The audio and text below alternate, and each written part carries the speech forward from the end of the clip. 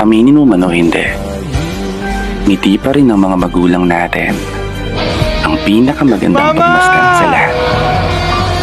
Wala nang tutumbas pa sa pakiramdam na makita silang masaya.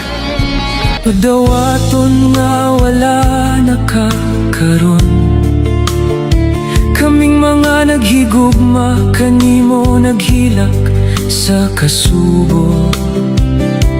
Nganong sayo man kaayo kaniyang gitawag, nga daghan pa kaayong damgo nga wala matuman.